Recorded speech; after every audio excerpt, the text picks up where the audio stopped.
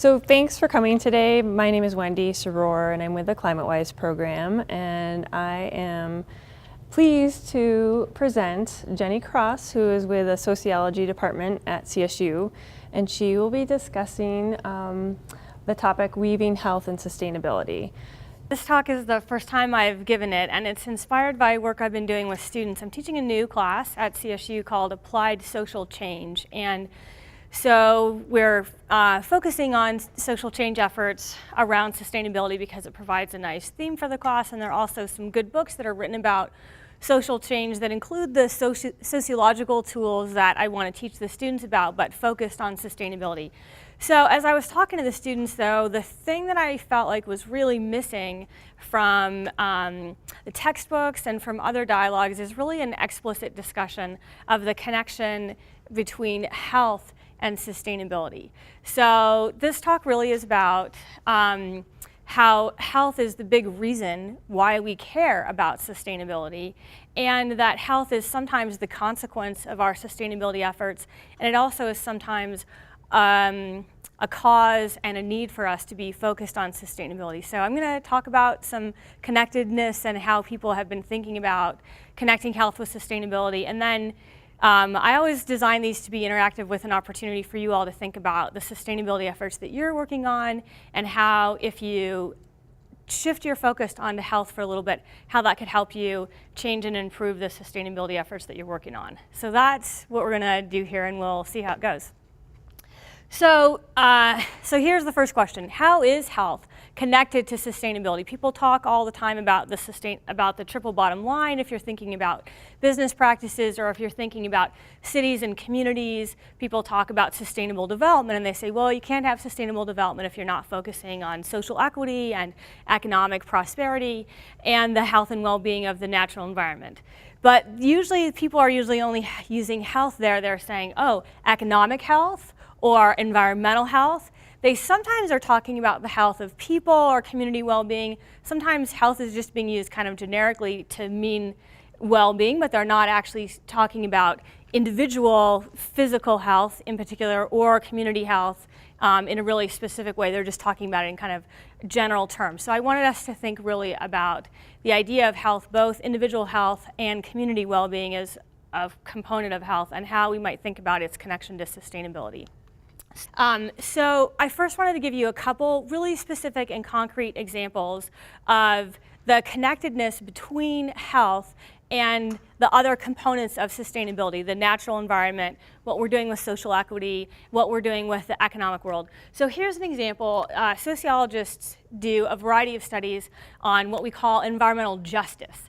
And the idea of environmental justice is of examining whether or not the things that we're doing to protect the environment, or the things that companies that are harming the environment have been doing, whether or not the negative consequences of those are equally distributed to different kinds of communities. And often our motivations for addressing environmental problems are fairly low because the consequence of negative behavior is not experienced by all members of the community.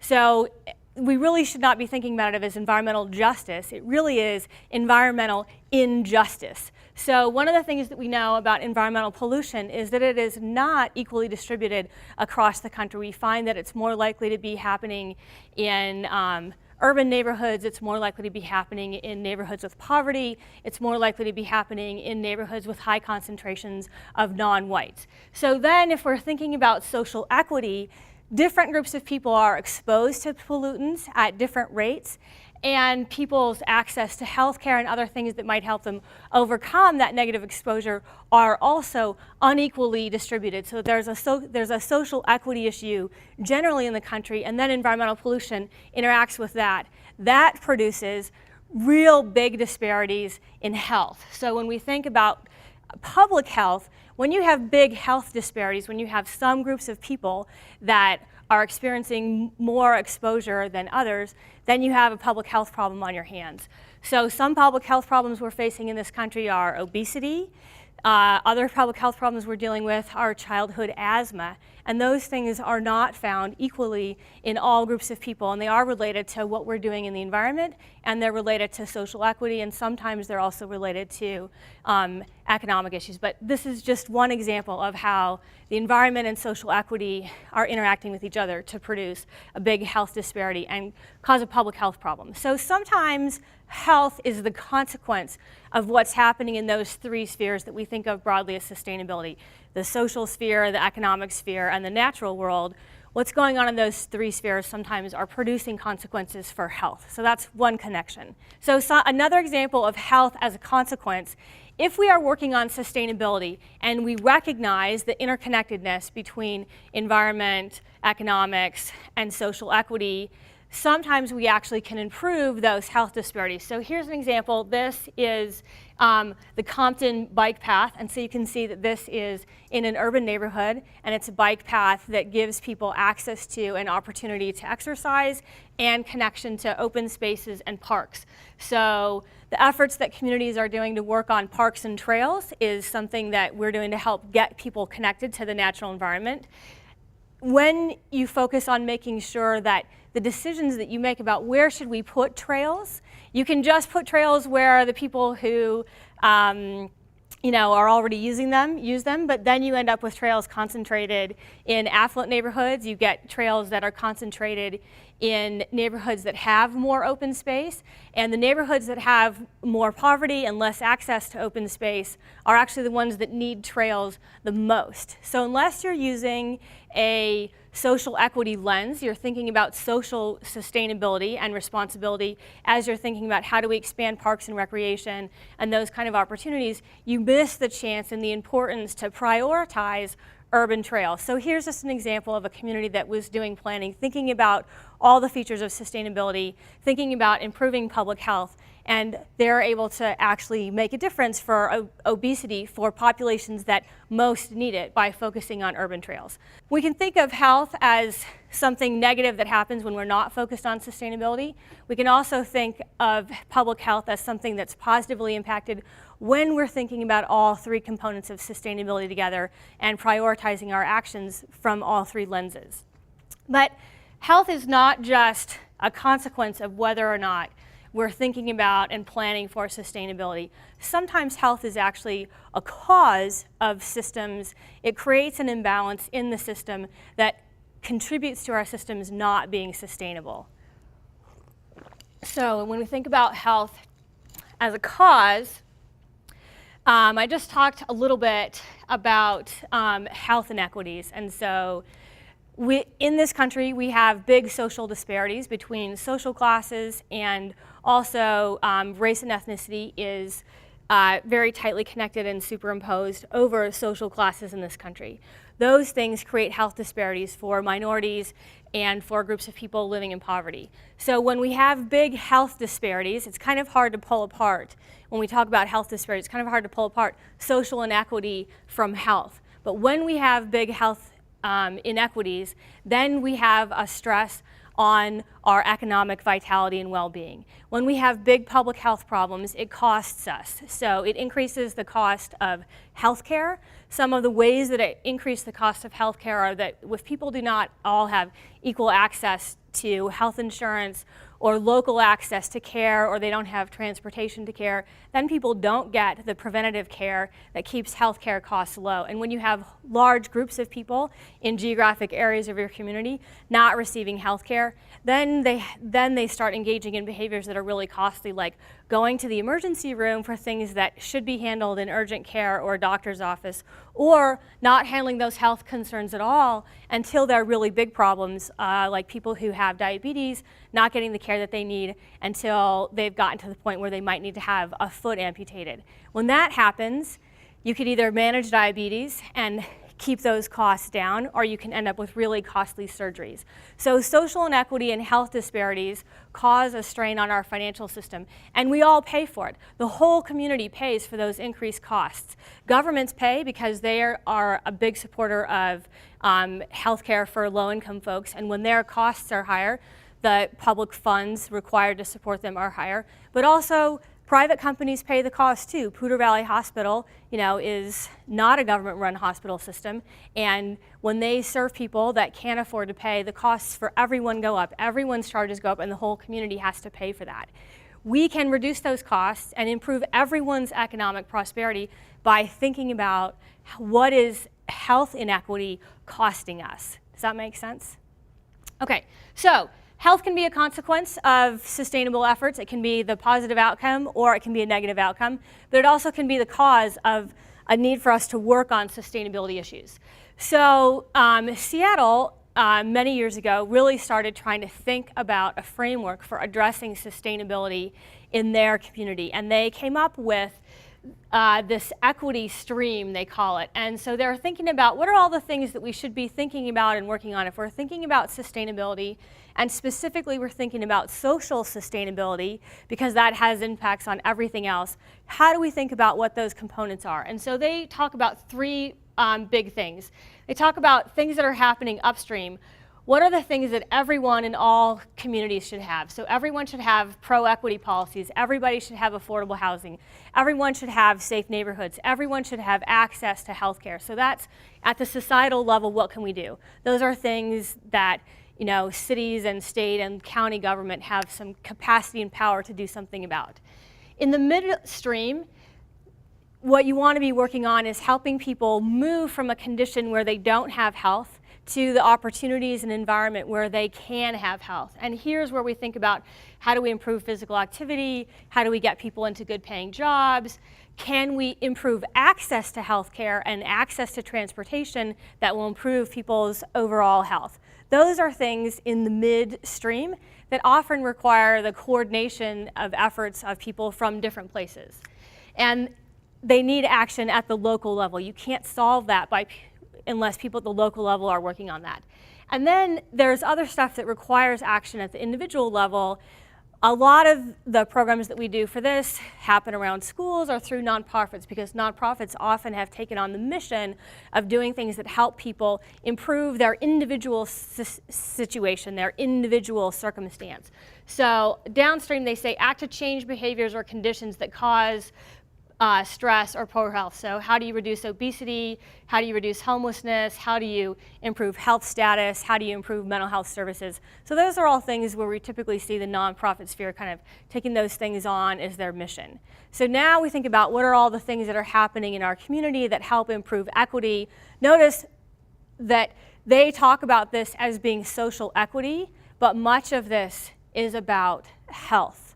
So I want us to think about how is health fundamentally connected to all three aspects of community. How does what we're doing around the natural environment, improving it, how does that impact health? That one's the most obvious, that people clearly see the connection between environment and health. Like anything that we do that's terrible for the environment, if it's polluting, it's bad for us too, right? It's bad for human beings. People don't always see the connection that what we're doing economically is creating social inequities that almost always turn into health disparities because it takes kind of a couple links down the road. And so I want you to encourage you to think about how all of those are connected, that health is actually part of the sustainability picture.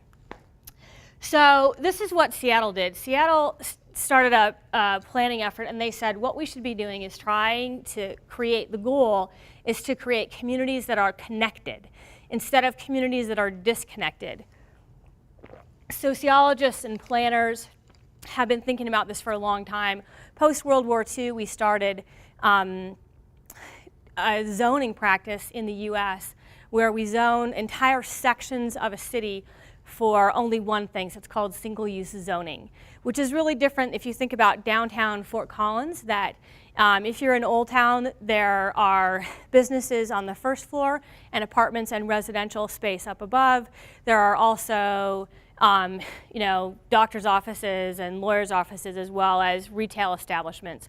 So that kind of mixed-use zoning is how cities were in the past. And it's only in recent history in the US that we've done this kind of single-use zoning, which is the suburbs are kind of characterized by that huge tracts of land that are just single-family homes, very little multifamily units mixed in with single-family homes, and almost no retail and no workspaces connected to them. So Planners have been thinking about this since the mid-90s, and they've been calling it new urbanist design, really trying to think about this connectivity. Seattle was thinking about those same principles about mixed use, but they were thinking about it from the sustainability perspective. They were saying, how does this help us create more sustainable communities? And so they've shown you 2 sample examples, and the different colors there. The pale yellow are single-family residential, the kind of orange is multi-family residential, the red is commercial and office space, the green are industrial, the blue is institutional, like maybe government or school or something like that. Then the pale green is like green space, and the gray is parking.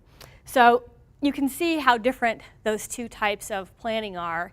And once they started doing this, then they started tracking and keeping track actually of the health measures. What do you get as a health outcome when you plan this way? So connected development, this is the benefit to individuals, not the benefit to the community, but the benefit to individuals. That residents who live in connected communities travel 26% fewer vehicle miles a day. So when you as an individual are traveling less in your car, you are lowering your greenhouse gas emissions, which is improving air quality, not just for you, but for everyone around you. You are reducing your transportation costs, which can increase your own personal disposable income, right? So that's your personal economic well-being.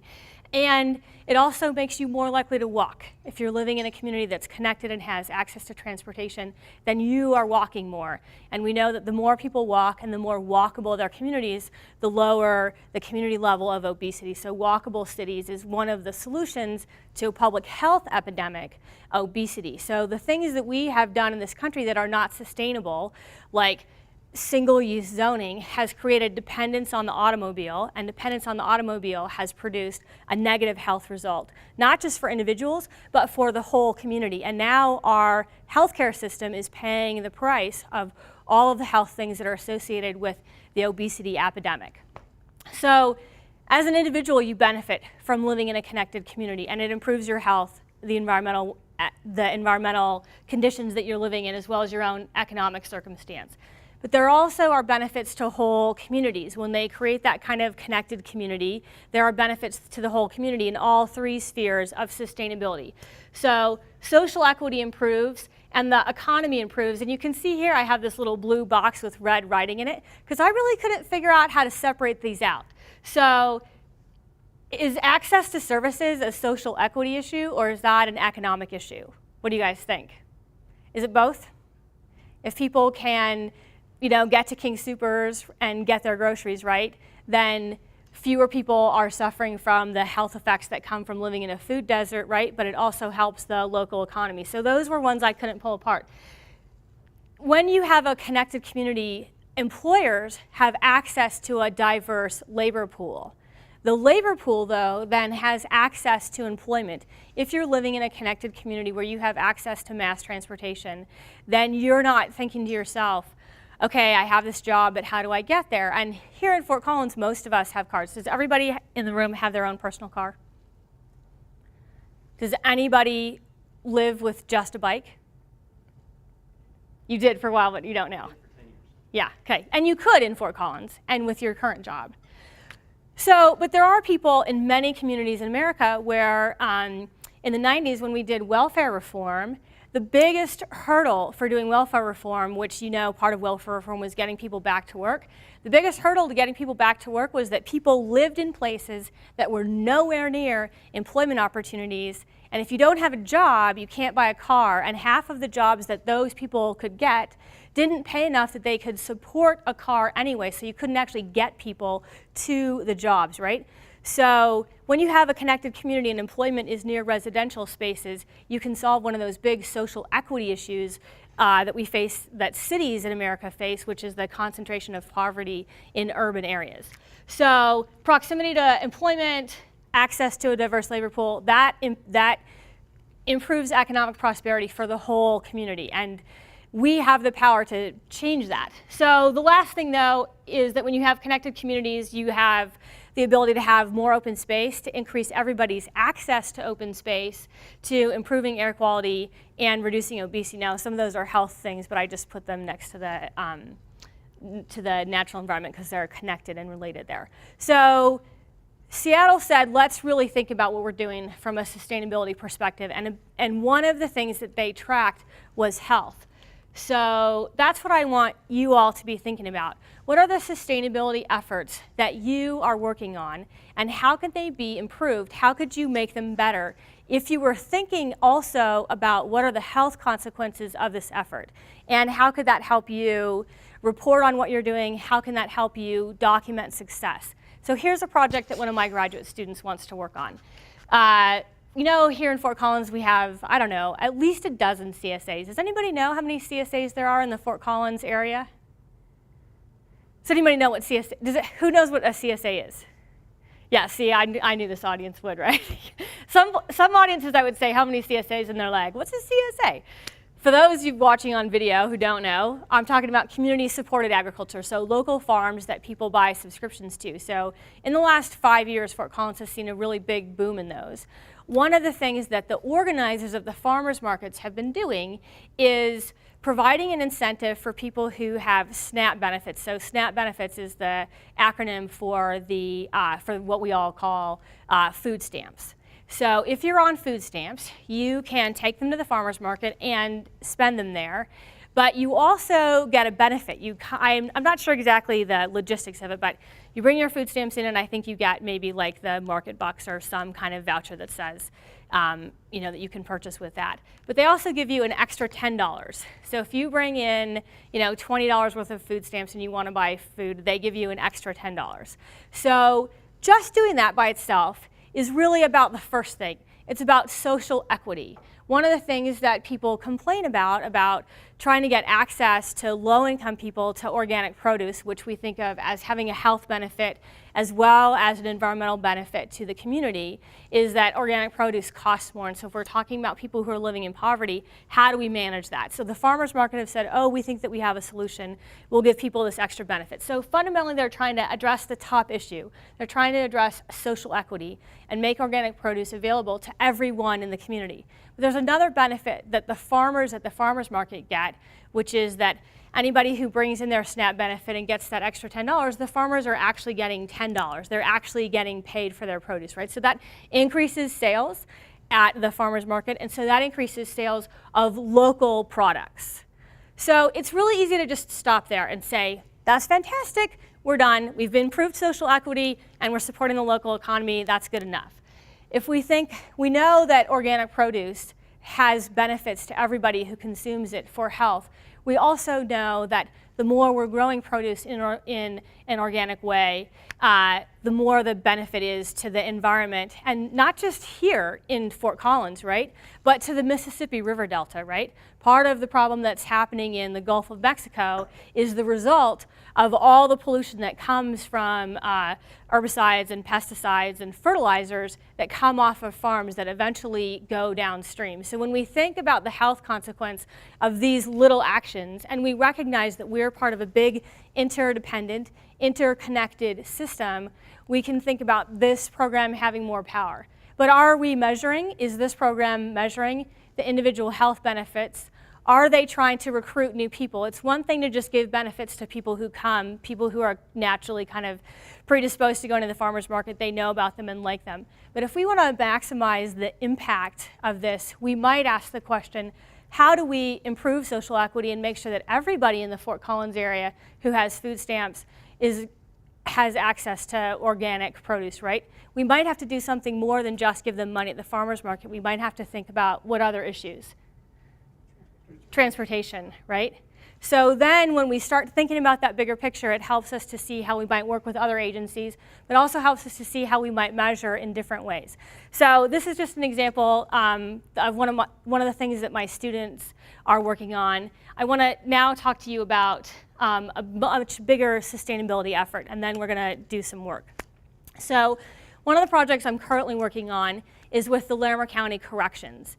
And Corrections is working on sustainability, and they've been working on sustainability for quite some time, and they think about sustainability, you know, in the big picture, including all three components. Corrections is one of the places where it's really easy to see the importance of the social equity component and the social well-being and community health issues related to corrections. So one of the programs in Fort Collins is called the Alternative Sentencing Department. And alternative sentencing takes people who are first-time offenders, and instead of incarcerating them and putting them in jail, it puts them through this program where they're on like work release, so that they come and stay in the facility, but they're able to keep their jobs. So let's just stop there for 1 second. What are the sustainable benefits of that? Who benefits and what pillars of sustainability are influenced by that model instead of the incarceration model? Family. How does family benefit? Okay, so family stability. Who else benefits from that model?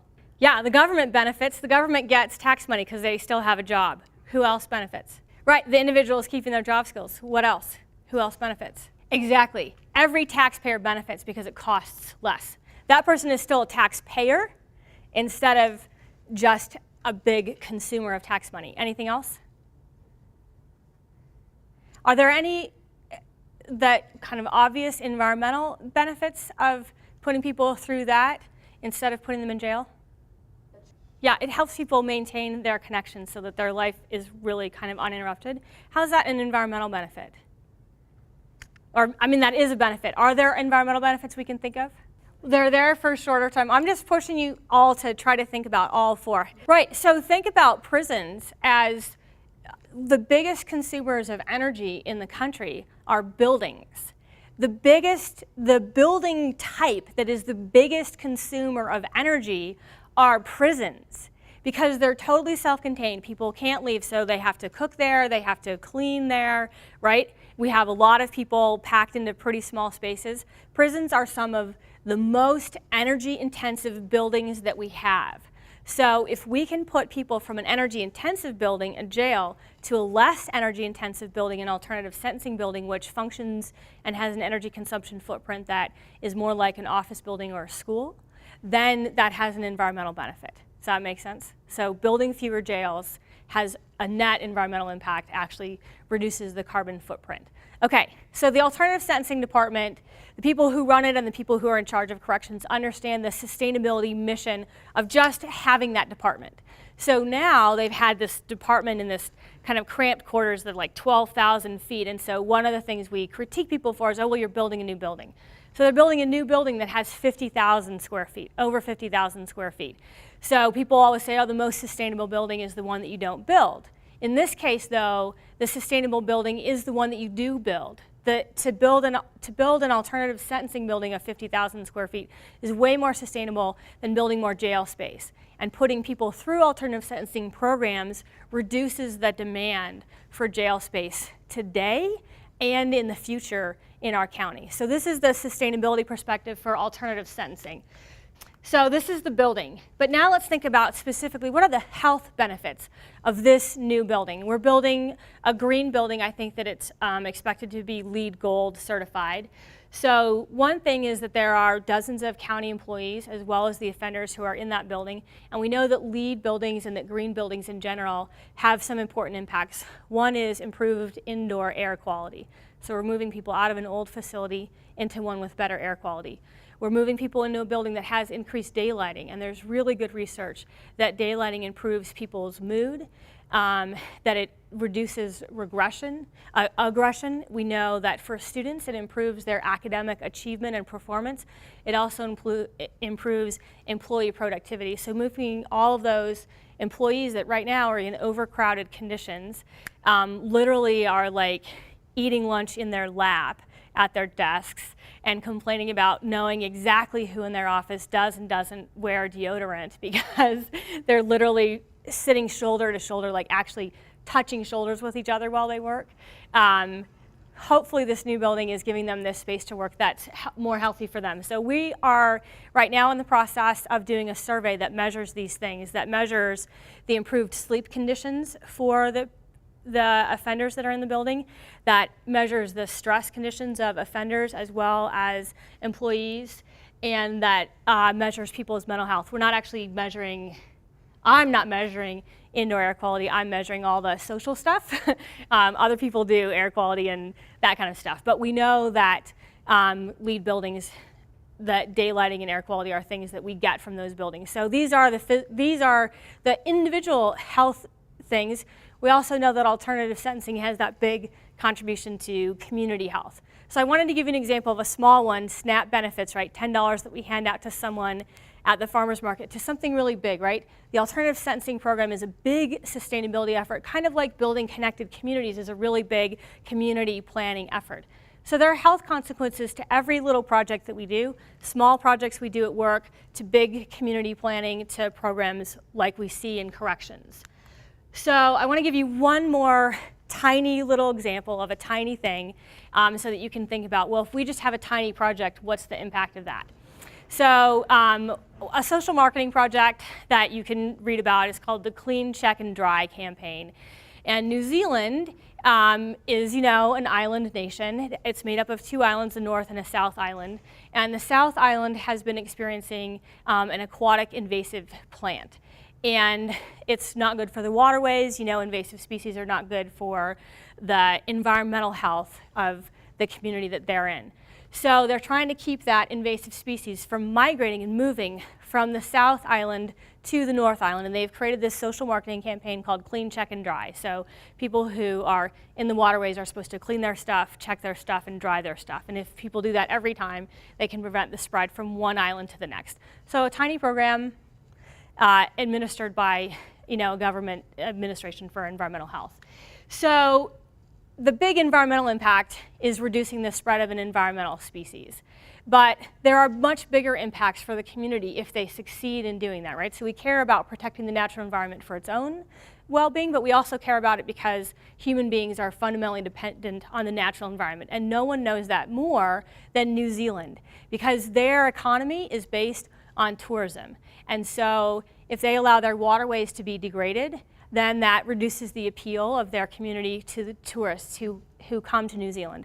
If then their primary industry is endangered, then when you have economic downturns, then all those things we talked about, social inequities, those things rise, right? When economies go down, social disparities get even worse. So you might not think that a little campaign to reduce an invasive species is connected to those other things. And we know when social equity is bad, right, then we see health disparities. So I just wanted to give you another example of something we might not normally think. How does reducing the spread of that invasive species impact the health of people in New Zealand? But it does. And so I want to encourage you all to think about the projects that you are working on in your company or research or work or studies or whatever it is that you do, and think about a particular project. And so I want you to talk to your neighbor about the project that you are working on, and I want you to identify one primary sustainability goal that you are engaged in or working on or thinking about. And so think about those 4 things. I've said, you know, the 3 legs of sustainability, and now health is the 4th one that you can consider. You might be working on something that's fundamentally about health, so I'm adding that in there as a category. So talk to your neighbor about one project and identify your primary sustainability goal, and then we'll get back and do the next stage. So before we move on to the next step, I want to hear from folks about the projects that we're working on. So do you want to start? Okay. So your job is to help individuals use their health insurance better and to do better access to the health care that they do have. And that ultimately, so through improving people's use of the health benefits that they have, improves the economic sustainability of communities. And we all know about the concern of the economic sustainability of our current healthcare system. So that's your current project, is the impact of health on economic sustainability. How about yours? So we'll think about this in a minute. So just right now, we just want to think about the project. So your project is recycling and reducing construction waste, and that has obvious environmental benefits, but it also has economic benefits to your company, that you get paid for some of that. Instead of sending it to the landfill, you're getting paid for it. Sometimes those recycling efforts actually also have another economic benefit, that they increase jobs, that they create more employment opportunities by bringing people in to that cycle, so that you don't just have people hauling to the trash. So maybe that's happening in your case, but maybe not. Okay, how about here? What are your projects that you're working on? So they're personal mental health and well-being. By helping people be better at their jobs, you're improving people's health and well-being. They're happier, more satisfied, less stressed. But you're also improving the economic performance of their company by helping them do their jobs better. There's a clear economic connection. All right. so your work and research is to design healthier oils for cooking for the people, for the ultimate consumers of your product. But in the production side, that's where the environmental impacts come in. And if you're doing a better job creating a product that's healthier for people, that should be contributing both to the economic well-being of your company, but also to economic prosperity more generally. Okay, Brian and Nicholas.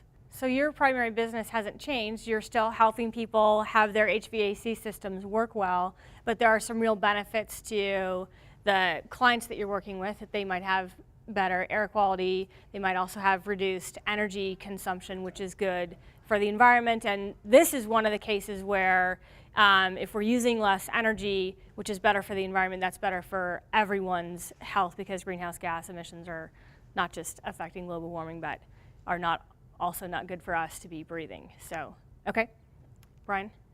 Energy efficiency for you fundamentally is about reducing energy consumption. Yeah, and about my health. And about your personal health. Yeah. Okay. All right. Okay.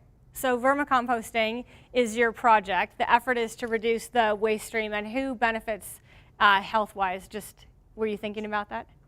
Besides the worms. Yeah.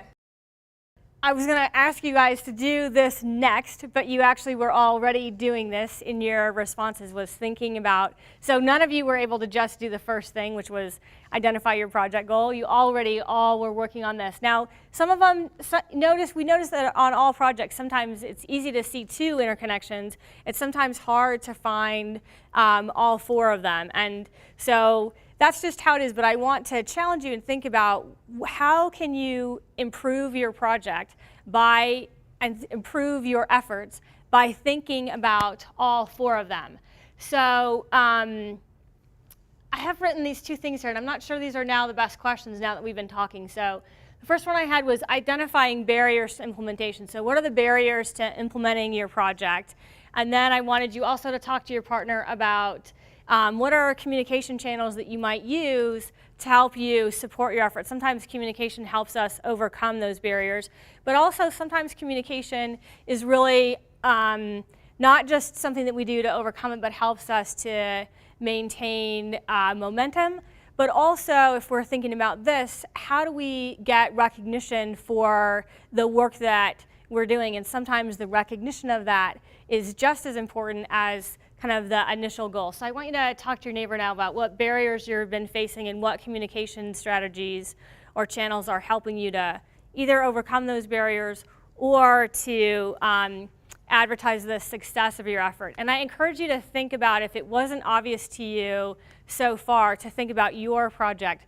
What are the contributions of your sustainability project to health, whether that's your personal individual health, the individual health of people in your organization, or the health of some larger group. And if you're thinking about health in these interconnections, how does that change the way you think about your sustainability effort?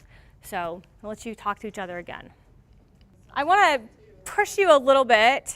I think you all have been, already thinking outside the box more than just the first question I gave you. So since I asked you to think about what are the health implications of what you're doing, and how does, if you're thinking about health, push you to think more broadly about what you're doing, or to help you think about how you communicate about what you've been doing. How do you communicate about the success of your sustainability efforts? What did you come up with trying to stretch your thinking about what you've already been doing? Diana, did you guys come up with something here? Okay, so you were thinking about a program of bringing a woman who has graduated from CSU to be an inspirational speaker, and then thinking about what are all the sustainability aspects of that so that we could make that be a sustainable event instead of just an event that is for recruiting alum. Okay, how about you two? What did you come up with as you were thinking about communication and health and benefits and barriers? So your job is really training people to think differently about their health because it has all of these other implications, and figuring out a way to communicate, to reframe the debate is the big issue for you. Okay, how about yours? So you've created a whole set of training materials for people, but then you have to have a mechanism to carry that through the organization. So thinking about, though, the implication of health and the connection of health to sustainability, does that help you think about your project in a new way? Think about how you frame the importance of doing it. Think about how you frame the success of your project. Think about how you approach it. Does it influence your thoughts about any of those stages? Yeah, well, the reason why I came. Okay, so you came to think about sustainability and employee engagement from how can health help me think about it from a different approach, and how might I talk to people about the sustainability efforts that we're engaged in a different way? Okay. Nicholas and Brian, do you want to share? One of the biggest barriers to employee engagement is this buy-in issue. So I'm going to speak sociologically for just a minute. One of the things that sociologists know that influences people's willingness to participate in any effort that you have, we call it framing, how you frame the debate, what kind of language you use to talk about it. And that's what you were talking about, that you're trying to reframe how people think about healthcare. That's what you're talking about. What's a new frame that I can use with employees? And Nicholas was saying that's absolutely it for us too. And so one of the things is that about framing sustainability, sometimes people have a negative reaction to things being green or to the word sustainability because they have certain political or other kinds of attitudes associated with. So one of the ways to use that for engaging people is thinking about what are the things that people really care about. And people do care about community well-being. They do care about economic prosperity. They do care about quality of life in their place. They do care about caring for others. And if you are struggling with getting people to buy in, you might think about, how can I frame this issue as another strategy that we use to care for each other, whether that's caring for employees inside the organization or whether that's caring for our community and kids by not filling up the landfills. So think about how you can use that caring for each other as a frame, and you can then talk about all of those issues of sustainability, health, and social equity and economic prosperity under that bigger idea of how we care for each other. And then think about how those components of sustainability connect back to your organizational values, that what your organization values are things that most employees are bought into. And so think about how to get those two things aligned, how to talk about them in language that is similar, and that when you're in large organizations, sometimes that's one of the things that can help is thinking about organizational values tying into the language that you use for talking about sustainability instead of just using someone else's language. Nicholas, did you have any other final thoughts you want to share? Okay. All right, so I think we're out of time. I want to thank you all for coming and listening and sharing and helping me think about this topic a little more.